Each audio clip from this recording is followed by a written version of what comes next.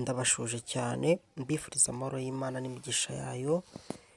Imana irinda, Imana ivuga, Imana arayibonye ikora, nawe hari ibyo yagukoreye mu buzima bwatambutse kuri wowe kandi na n'ubu iracyakora. Dushima Imana rero yageze ikora ubuzima bwanjye, bwanyu, aho muri hose. Nimba ari icyo Imana yagukoreye jya uvuga ati Yesu ushimwa, naho ndiho ni ukubera wowe. Byose rero mujye mubishimira Imana. Dukomeje kwigira ibimera by'iwacu rero, nshuje abantu bose bari hirya no hino mu bihugu bitandukanye bumva ikinyarwanda cyangwa abakunda gukurikirana iyi cano. Mbese icyo mbifuriza, Imana ijye ibagura muri byose.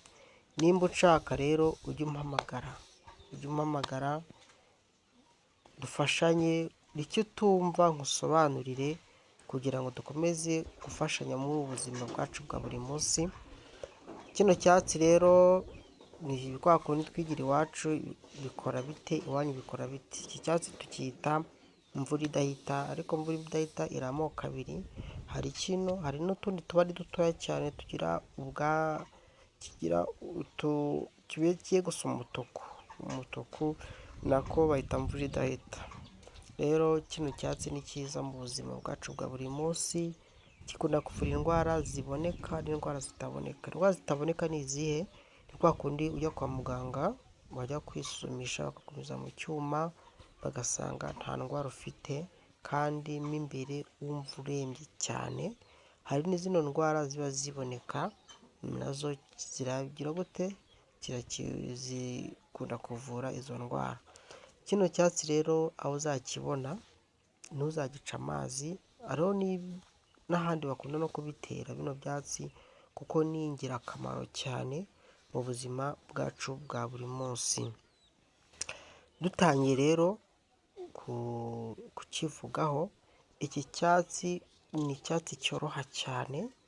Mu gihe cy'izuba ntabwo gishobora kuma gutyo, cyuma ariko gishaje. Indabo, tuno tubabi n'imizi yabyo byose birakoreshwa, nta kimwe ushobora kujugunya. Icya mbere gikunda kuvura kwa kuntu umuntu atema ku mubiri, gutema. Hari Abanyarwanda bakunda kurwara ibintu by'ibiheri cyane, atari ubushita bwadutse ariko bakunda gutema cyane.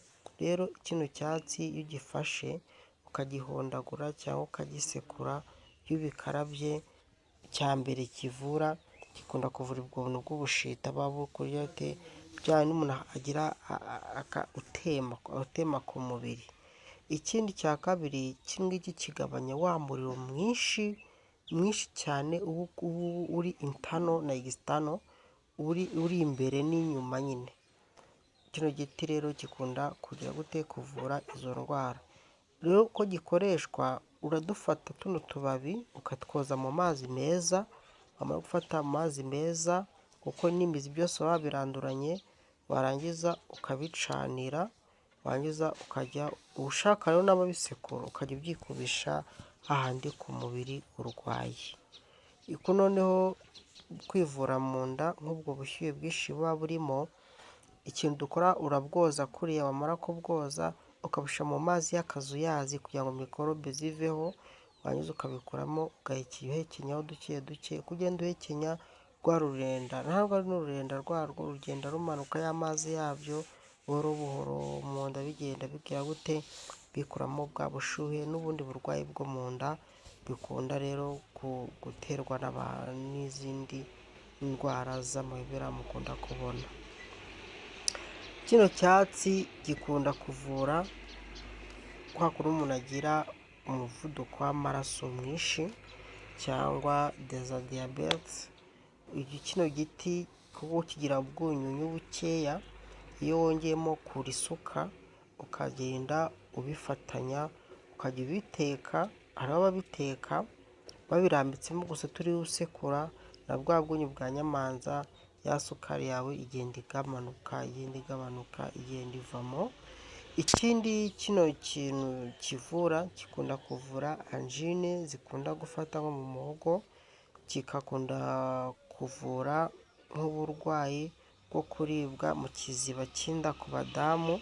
ariko no mu bagabo mu ruhago nabonye nabo bagenda basigaye babirwara, nabyo ukagenda uko ugenda unywaho bigenda bigabanyuka. Kino giti rero bita ngo ni mazi ya teke cyangwa bibi, ngo amatako ya bibi, ni uko hanze njya mbyumva bivuga ko babikoresha hanze, twe mu Rwanda biranatandukanye nyine. Kino giti ikindi kivura, wakikoreramo amavuta yawe. Urabona nk'abantu bakunda gukora bizinesi yawe, nka kuriya umuntu aza akaruka nka bizinesi yawe, ugasanga baneye ku muryango, ugasanga hari ibintu batereye ku nzu yawe, ugasanga bizinesi yawe ifite ibibazo byinshi cyane. Kino giti uragikaraba, ariko ukikarabana n'icyo bita inyabarasanya kugira ngo ikurasanire nyine yirukankana ibyo bintu. Warangiza kubikoresha ubikora gute? Uragenda ukabirandurana na ya mizi yabyo, warangiza ukabyoza neza, ukabishyira ku kazuba bikuma, byamara kuma ugasa nkaho ukabikaranga. Iyo ugiye bikaranga bigenda bibyara amazi, warangiza ugashisha mu tuvuta twawe wisiga. Kino giti ntibirenza iminsi 2 utabona impinduka mu buzima. Kino giti ndacyizera, kino giti ni igiti nabonye cyiza kibaho, kuko ibyo nkubwira turabikoresha iyo dufasha abantu. Ahantu ushobora kujya kwivuza akaguha umuti uri likide, ariko ibyo ngibyo ntabwo bigikora cyane, likide ntabwo biba byemewe nyine. Ushaka kuwukora ari amavuta, nk'abantu bakora amavuta, ariko ayo mavuta yawe uba wikoreye gutyo ni amavuta meza, ukavanga n'andi mavuta yaba ay'amazi cyangwa gikotori, cyangwa uko ugiye kwisiga ukajya wisigaho dukeya, cyangwa wanyuza bya bikatsi ntabwo bijugunya, ahubwo byo ugira gute, nabyo ujya ubikaraba.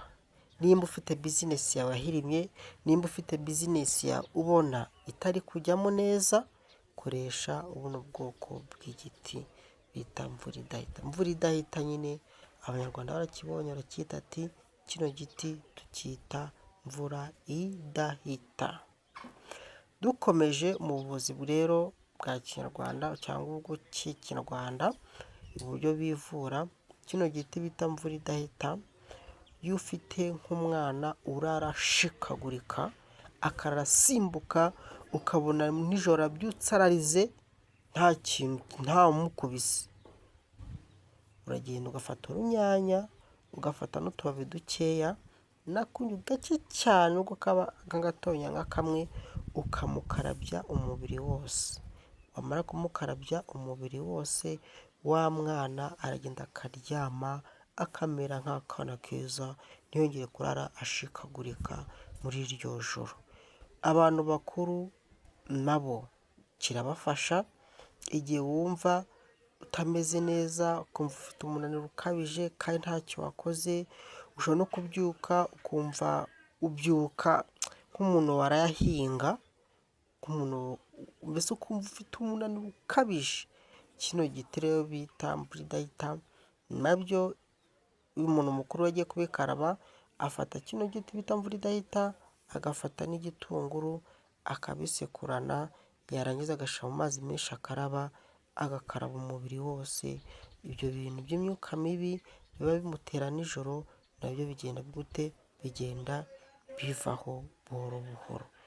Bino miti tubigisha si ukugira ngo tujye ngo kuri cano ngo twuzuze abaviyuzi nk'abasubscriber, ahubwo gukora share ku bantu, gukora ubwo subscriber, ni ukugira ngo ubone video yacu buri munsi, kugira ngo dukomeze twiyubakire ejo heza hazaza.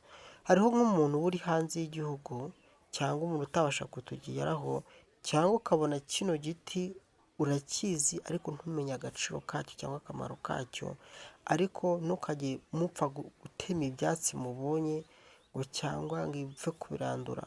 Nubwo wakirandura ariko ujye umenya agaciro kacyo. Kano gati rero kazingura iyo abasore cyangwa abakobwa bananiwe gushaka, ukajya ufata dukeya ya mavuta ugenda wisiga, wongeyemo icyo bita imbuto z'umukunde cyangwa indabo z'umukunde, ukagenda ukabivangana, warangiza ukajya wisigaho dukeya. Abakwangaga barakugarukira, abagiye barakugarukira. Iyi miti niko ikora. Ariko kuki mutemera? Hariho abantu batemera. Kuki umurozi atongera ngo ibintu bikugire gutya, bikugire gutya, bikugire gutya, byarangiza bikagufata? Wowe kuki utafata uyu muti utatukurangiye ngo uwusengere mu kwizera, uvuga ati mu izina rya Yesu izi mbaraga z'abarozi zimanuke, ndazirukanye, zitumuke, ukagira uko kwizera. Imana si izakora muri uwo muti koko tuba tukurangiye? Hano hanze rero ubuzima burakomeye kandi turi maso. Icya mbere kibanza n'Imana, ibindi biza nyuma.